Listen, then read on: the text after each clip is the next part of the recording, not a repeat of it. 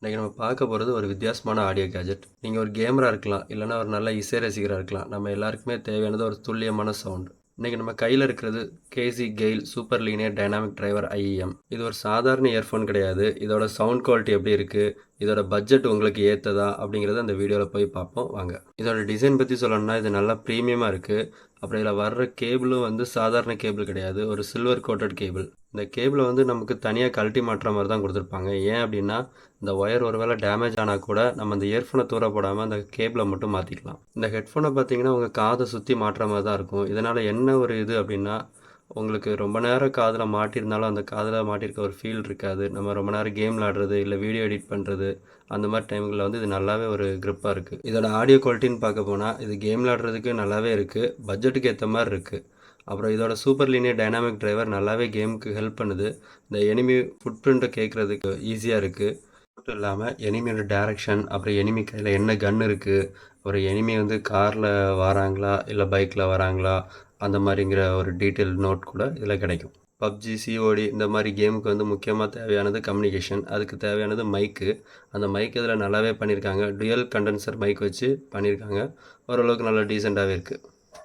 அப்புறம் இதோட முக்கியமான கட்டத்துக்கு வரலாம். இது மியூசிக்கு செட் ஆகுமா அப்படிங்கிறத பார்க்கலாம். கேம் விளாட்றதை தாண்டி இது மியூசிக்கும் நல்லாவே இருக்குது. நான் இந்த ஐஇஎம்மை கேமுக்கு யூஸ் பண்ணதை விட மியூசிக்கு யூஸ் பண்ணது தான் அதிகம். கேம் விளாட்றதை தாண்டி இது மியூசிக்கும் நல்லாவே இருக்குது. இதில் பேஸு ஒரு டீசெண்டாக இருக்குது. அப்புறம் ட்ரபிளும் ஒரு டீசெண்டாக இருக்குது. அப்புறம் வாய்ஸ் குவாலிட்டி அதுவும் ஒரு டீசெண்டாக இருக்குது. மொத்தமாக சொல்லப்போனால் ஒரு பேலன்ஸ்டான ஒரு ஐஎம் தான் இது.